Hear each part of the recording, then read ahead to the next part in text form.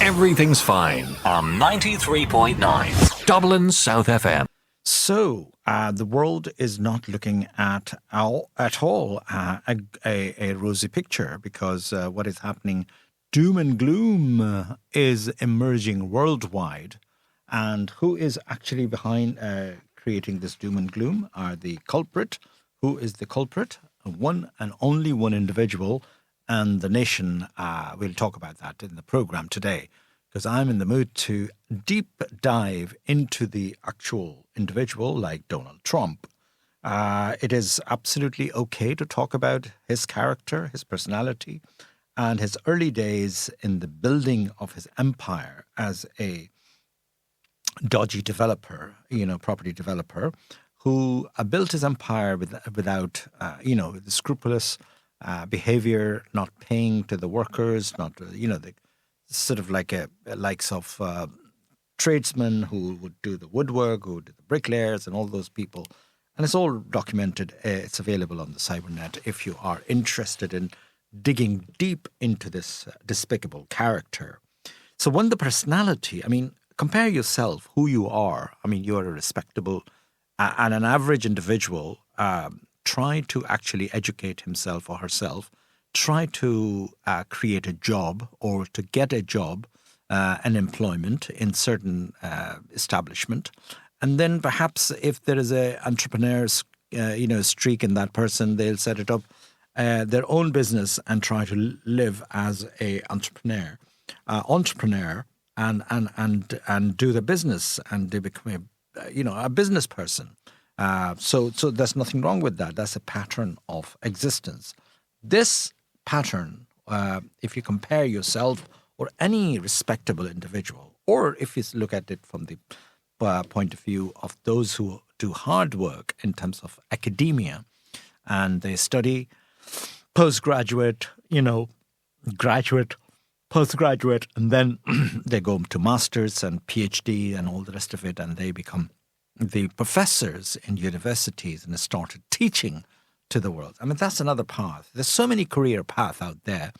It depends on what's your liking, what's your inclination, what's you been, channeled into by your parents or by your peers or your career guidance at college and things like that.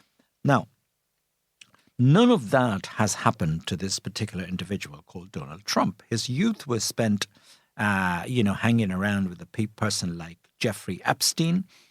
And we know who Jeffrey Epstein was, who died a despicable death and a horrible death. And he was a pimp. He was a prostitute pusher. And his company was that. And Donald Trump was, fond of blonde women and prostitutes. And he pays vast sums of money to the prostitutes. Those cases was right in front of your eyes. And then, obviously, he married to some Eastern European lady, and then he has a family as well. But their family, what kind of family it is, now I'll talk about that in a minute. But particularly, if you think about it, the characteristic of this individual, who is now at the peak of his career by second term elected as a president of United States of America. Now, United States of America is looked up, and particularly for the Indians and rest of the Eastern world, as a superpower, as a developed world, as a magnificent country and things like that. Not all countries, by the way, admire America, Fintan O'Toole wrote a wonderful, our delectable journalist from the Irish Times, who's retired now. He wrote a wonderful article post 9/11, and he said that all of a sudden we wake up in the morning to realize that America is no longer a great country. Yes, they do believe, that we are free and we are the most richest country in the world. The reality of the richest country in the world is that it's trillions of dollars in debt.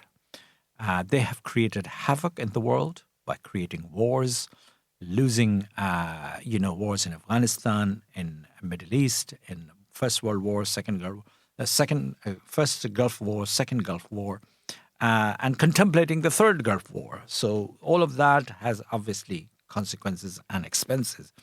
Wars are not cheap to fight. but they're the one who actually initiated and sustained and then continued and all the rest of it. You know the history. So his friend circle, going back to Donald Trump's personality, his friend circles are not someone you would like your children to be hanging around with and would like to have a company with. So his youth relationship with as I said, with prostitutes and spending time with all sorts of dodgy characters, is just, it's questionable. The other thing is that obviously his allies, his close allies right now are Benjamin Netanyahu. And of course, Benjamin Netanyahu is saying that we will help you to reduce your trillions of debt, the heavy bass voice that he talks in. How? Perhaps invading Iran and controlling the gas and oil of that country?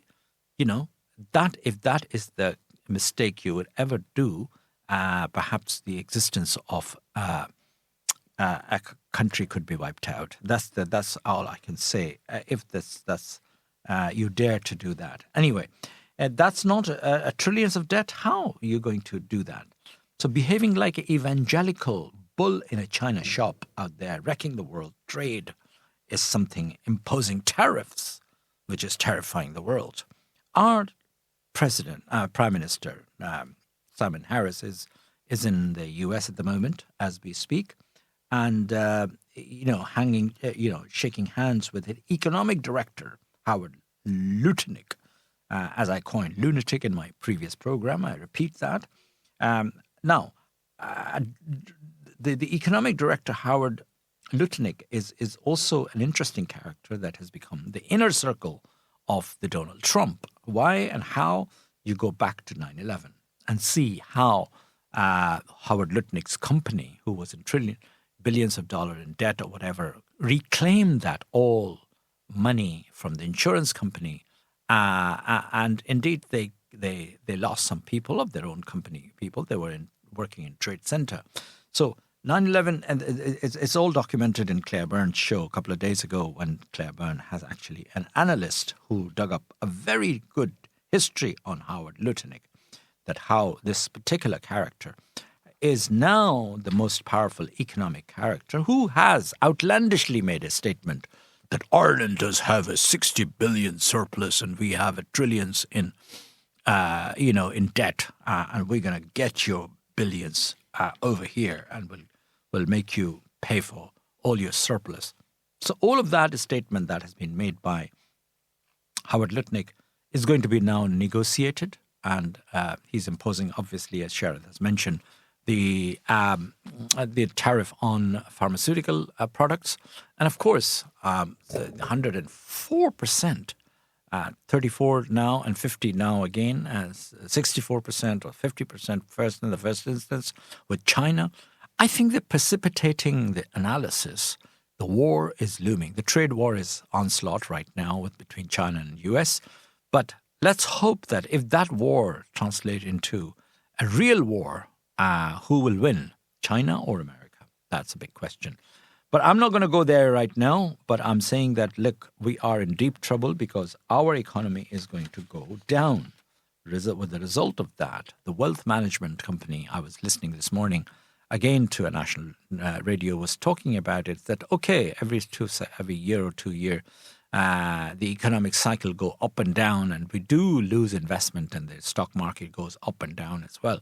But this time, this guy, if he doesn't behave, if he doesn't come to his senses, and he should be brought back to his senses by some mechanism, by the Senate or by the government instrument or something, that he should not have that kind of a free power to impose sanctions or to create or declare war.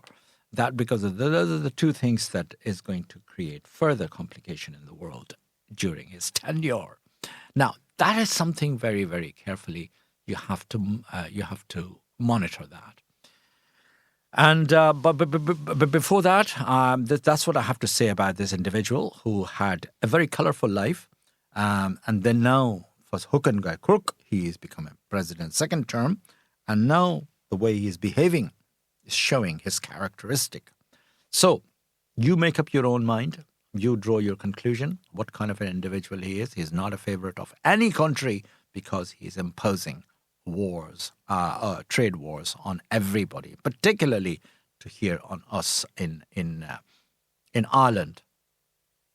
Yes, he's friendly with the UK. UK has been very clever in that sense, that has been dodged these kind of thing, because his tussle with Europe is the real one, and imposing a trade war on Europe is China. Europe is the main element. So what? Now, what to do?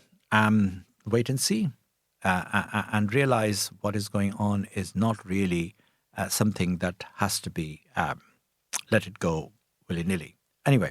Everything's fine on 93.9 Dublin South FM.